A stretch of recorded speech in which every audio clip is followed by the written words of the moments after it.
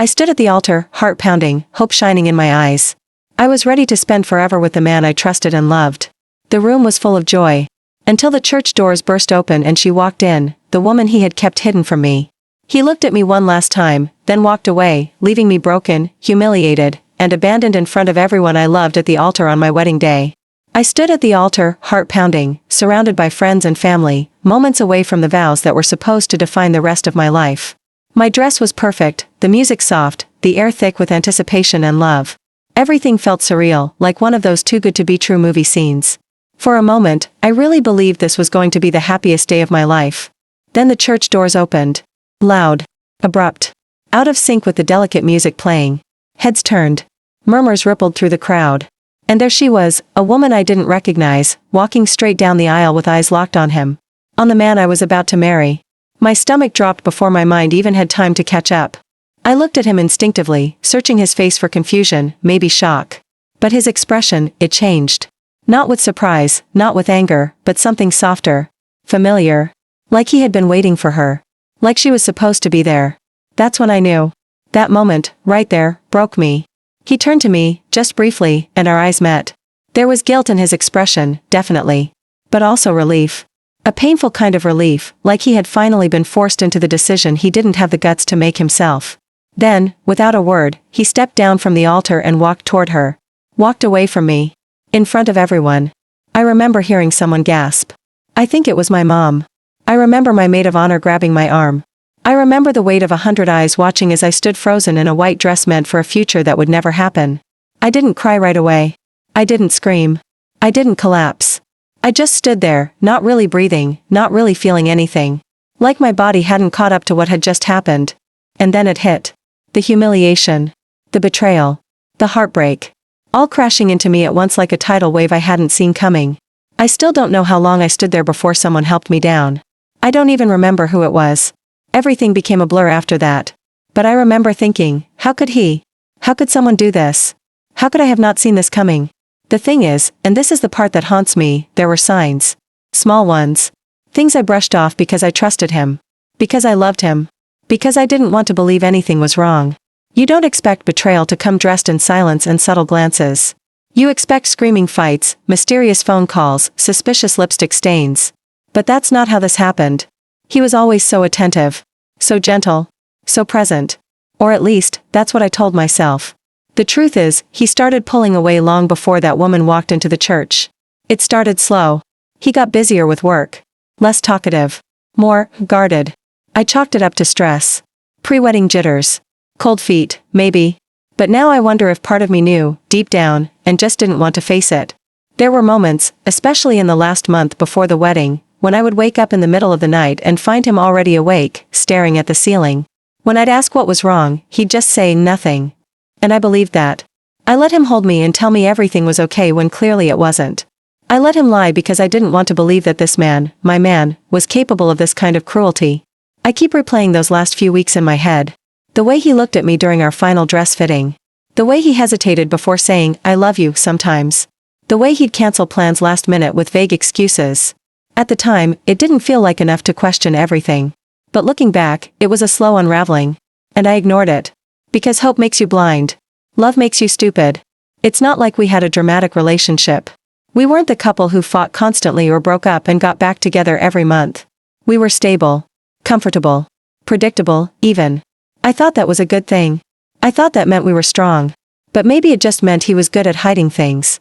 Or maybe it meant he was trying so hard to convince himself that he could love me the way he loved her, whoever she is. I didn't get her name that day. Didn't get an explanation. Didn't even get a goodbye. Just a man I thought I knew walking away like our relationship had been some elaborate lie. I still don't know if she came there to stop the wedding or if he asked her to come. I've wondered about that a lot. If he knew she was coming. If they had planned this. If he was waiting for a way out and used her arrival as an excuse to escape. People tell me I'm lucky he showed his true colors before the vows. That it's better to find out now than after kids, after years of marriage, after tying our lives together completely. And yeah, logically, I get that. But emotionally? It doesn't feel lucky. It feels cruel. Publicly cruel. Like he wanted to humiliate me.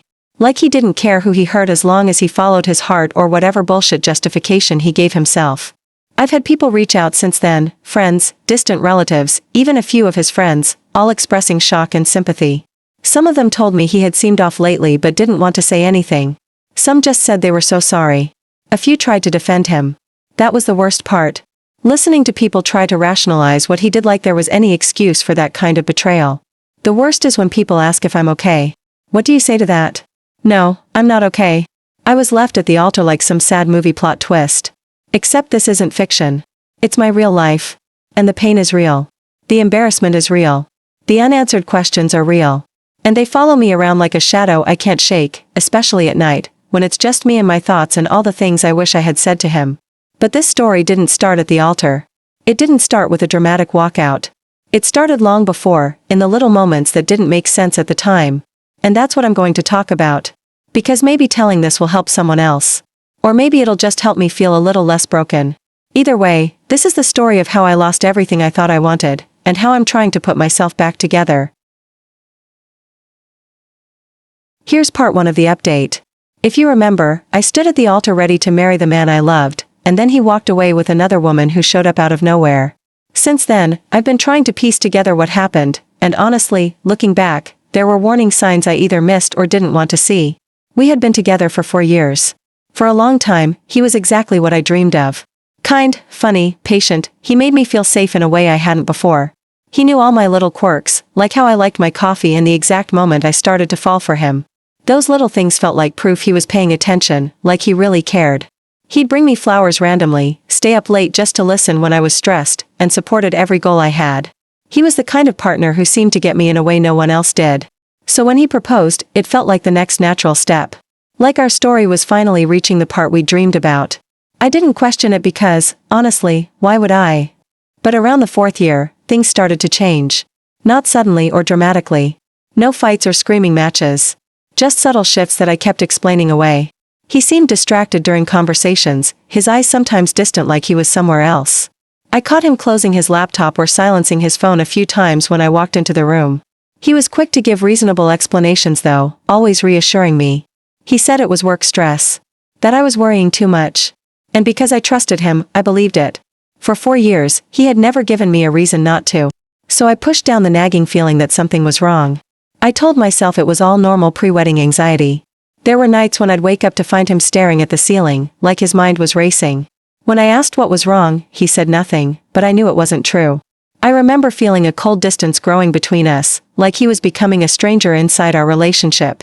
I tried to reach him, but every time I asked questions, he shut down or reassured me so gently I didn't want to press harder. I kept telling myself I was imagining things. That I was just nervous about the wedding. But deep down, I knew something was off. It was like the version of him I loved was fading away, replaced by someone who was physically there but emotionally somewhere else. We had plans and dreams, but the more those plans got talked about, the more he seemed to retreat. The wedding planning was supposed to be exciting, but it became a source of stress I was carrying mostly alone. I tried to get him involved, but he grew more distant. I remember the last time we talked seriously about the future, he looked at me with tired eyes and said he wanted things to be perfect but didn't know how to make it happen. Sometimes he'd disappear for hours without telling me where he was or what he was doing. When I asked, he'd brush it off. I thought about confronting him, but the fear of what I might find stopped me. Maybe I was afraid of losing him, or maybe I was scared of confirming the worst. Looking back, those little cracks were the foundation for the collapse I experienced at the altar. I just didn't see it then. I wanted to believe in us so badly I ignored the silence growing between us. I ignored the moments when I was more alone in the relationship than I realized. It wasn't like we had huge fights or signs of cheating that I could point to. No suspicious texts or phone calls I caught. Nothing dramatic. Just a growing sense that I wasn't enough to keep him there fully, even if he was physically present. That was the hardest part to accept because it felt like rejection in the deepest way. Sometimes I wonder if he even knew what he wanted. If he was trying to figure it out himself and didn't know how to tell me the truth. Maybe he thought he could love me and bury the past. Maybe he thought he could have everything without hurting anyone. But he couldn't. When I look back on those final months, I realize how much I gave to hold on to a version of us that was already slipping away. I pushed my doubts aside to keep the peace, to avoid fighting, to preserve the dream. I convinced myself that love would fix whatever wasn't right. I was wrong. Love wasn't enough. And he wasn't who I thought he was. I'm still angry about the lies, about the way he pretended everything was fine while he was falling apart inside. But mostly, I'm angry at myself for ignoring the signs. For letting my hope blind me. For believing in a happy ending that was never going to be real. I don't know what he was thinking in those last weeks. Did he plan to leave? Did he already know she was coming back into his life? Or was he as lost as I was? Those questions haunt me, but I don't have the answers. What I do know is that the moment she walked into that church, everything he had hidden came rushing out. And I was left standing there, alone, with a crowd of witnesses and a future ripped apart. So that's where I'm at right now, trying to make sense of what I didn't see and figure out how to move forward. Because after everything, I need to believe there's a life waiting for me beyond this heartbreak. Hey, I'm back with the next part of my story. If you've been following along, you know that the wedding day was the moment everything fell apart. That heartbreaking moment when he walked away from me, right at the altar, with that woman who appeared out of nowhere. Since then, I've been trying to understand what really happened, and that meant digging deeper into a life he kept hidden from me. After the wedding, I went back to his apartment one last time to collect my things. I didn't expect much, just a quiet way to close the door on that chapter of my life. But that's when I found it. A small leather notebook, tucked away behind his nightstand drawer. It looked old, like it had been there for a while. At first, I didn't want to open it. I wasn't looking for more pain. But curiosity got the better of me. When I flipped through the pages, I realized it was a diary. His diary. How he managed to hide it from me all these years still eludes me. And what I found inside shattered every illusion I had about our relationship. The entries weren't just about his daily life or random thoughts, they were about a woman. The woman he never told me about. The woman he clearly still loved. He wrote about her in a way that was raw and heartbreaking. They had a history that stretched back years, before I even existed in his life. She was the first love he couldn't forget. They were torn apart by circumstances beyond their control, family pressure, distance, timing that just wasn't right. He described the pain of losing her like a wound that never healed. What hurt most was how he wrote about pretending to move on with me. He admitted in those pages that part of his heart was always somewhere else. That he felt guilty building a life with me while he was holding on to memories of her. The diary was like a secret map of his real feelings, and I wasn't on it. The last entries were the hardest to read.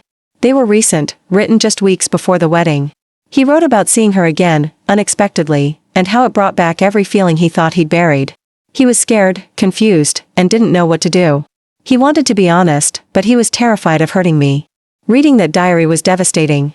I wanted to throw it away, but it was the only truth I had left. I spent hours with it in my hands, tears blurring the words. It was like reading a letter from a ghost I didn't know existed. I started questioning everything. Was I ever truly loved?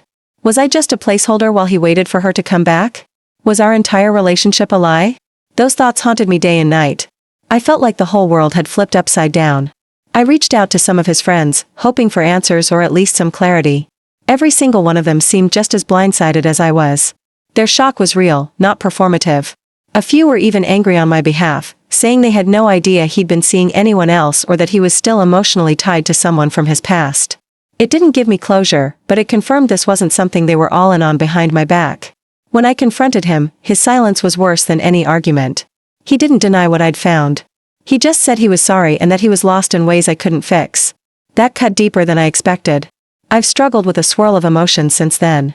Anger, sadness, confusion, self-doubt. Some days I want to scream. Other days I want to curl up and disappear. Sometimes I even think about reaching out to her. Not to fight or accuse, but to understand. But the fear of what I might learn keeps me from making that call. Socially, things have been rough. People whisper, stare, or try to avoid the topic.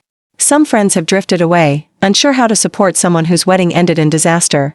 But a few have stayed close, and they're the reason I'm still standing most days. I've had to learn how to protect myself from people who don't get it. Who think I should just move on like it's that simple. Moving on isn't a switch you can flip. It's a long, painful process, especially when the person who broke you still lingers in your mind and your life. I replay the wedding day constantly. The way he looked at her. The way he looked back at me once, eyes full of something I still can't name. That image haunts me in my quiet moments. I wonder if he regrets it. If he ever thought about me after he walked away. If any part of him really loved me. I don't have answers for those questions. Maybe I never will. But the diary showed me his truth, messy, painful, and full of regret. A truth he couldn't share with me but wrote down anyway. Now I'm standing at a crossroads. I can let this break me, or I can find a way to rebuild. It's not easy. Far from it. But I'm trying. Because somewhere beneath all the pain, I want to believe there's a future for me that doesn't include secrets and heartbreak. Here are some more details I haven't shared yet because I needed time to process them myself. His diary wasn't just pages of memories. It was a living, breathing account of a man trapped in two worlds. One foot in the past with her, and one foot trying to step into the future with me. He described the moments when he wanted to call her, but held back. How he stayed awake at night, torn between wanting to be honest and fearing the consequences. He wrote about the guilt eating away at him every day. The internal battle that no one saw. One entry detailed a day when they ran into each other by chance. He said seeing her felt like breathing after being underwater for too long. Like a sudden rush of everything he thought he'd lost. He didn't know if it was hope or a cruel trick. Reading that, I understood how trapped he must have felt. But it still doesn't excuse what he did. It doesn't make the pain any less real for me. There were also entries about us, about the life we built together. How he wished he could feel the same joy I did planning our future. How he envied the peace I seemed to have but couldn't find himself. It was like he was watching our relationship from a distance, detached and full of regret. I realized then that maybe he never fully committed because his heart was somewhere else all along. I've spent nights wondering if there was something I could have done differently. If I missed signs or ignored cries for help. But I'm learning that some things aren't about what you do or don't do. Some stories are already written before you even arrive. I'm still healing. Still figuring out who I am without him. What I want from love, from life, from myself. This experience has broken me in ways I never imagined, but it's also teaching me to be stronger. To trust myself again. Thank you for listening. I'll keep sharing as I find my way. Hey everyone, it's been a while. Thanks for sticking with me through this whole story. If you've been following along, you know how my wedding day ended in the most devastating way. The moment he walked away from me at the altar, with the other woman I never knew about, was like a punch to the gut.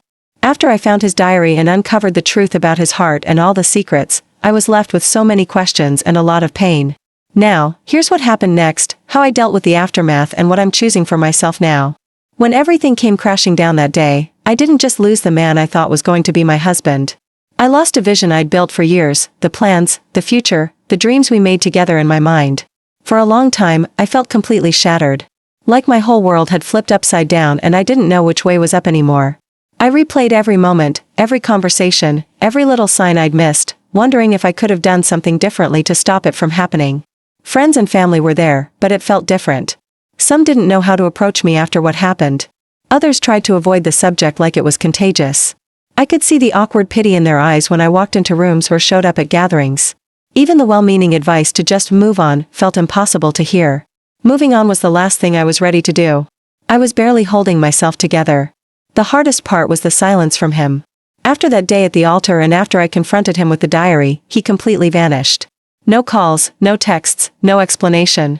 It was like he dropped off the face of the earth. Part of me wanted closure, a real conversation, answers I deserved, but another part knew I deserved better than silence and excuses. Slowly, over weeks and months, with the support of a few close friends and my family, I began to pick up the pieces of my broken heart. It wasn't quick or easy. There were days when I cried so hard I thought I couldn't breathe. Days when I felt like giving up entirely. But somewhere in that pain, I realized my worth wasn't defined by someone else's failure to be honest or loyal. I started focusing on myself in ways I never had before. I moved to a new city, far from the memories that haunted every corner of my old life. I found a job that challenges me, pushes me, and reminds me there's more to life than heartbreak. Every small step, making new friends, learning new things, creating new routines, felt like reclaiming a part of myself I thought was lost forever. The journey wasn't just about healing my broken heart. It was about understanding what I truly want from life and from love in the future. I realized that for so long, I had tried to hold on to someone who was never fully mine to begin with. Now, I wanted to be whole on my own before I let anyone else in again. There were moments, especially in the quiet nights, when I thought about him. I thought about what could have been if things were different. But those moments became fewer and less painful as time passed. I learned that love isn't just about feelings or memories. It's about trust, respect, honesty, and being seen completely. And those were the things missing in our story. I never reached out to her.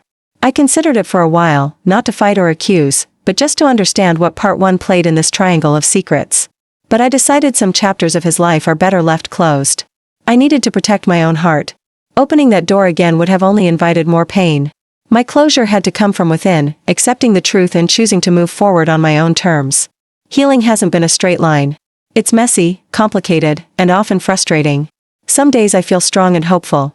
Other days, I feel lonely and overwhelmed. But each day I learn something new about myself, about resilience, and about what I really deserve. Looking back, I realize that the hardest endings sometimes lead to the strongest beginnings. I lost someone who was never truly mine, but in doing so, I found myself.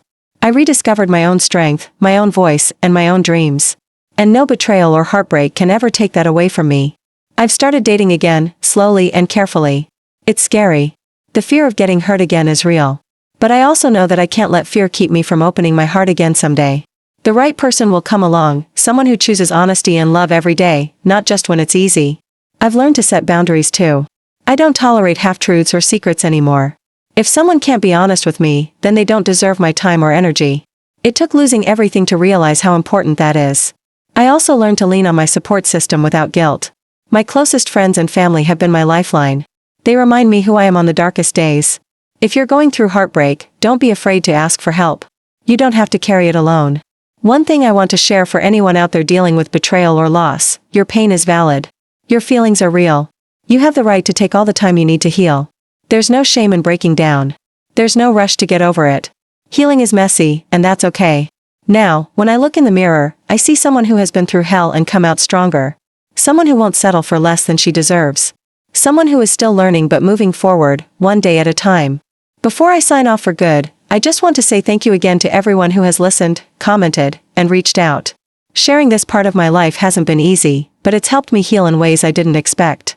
I don't plan on posting any more updates after this. It's time for me to close this chapter fully and focus on the next part of my life, away from all this pain and drama. So this will be my final update. I'm ready to move forward quietly, without looking back. If you're going through something similar, remember, you are stronger than you think, and there's light waiting for you on the other side. Take care of yourselves out there.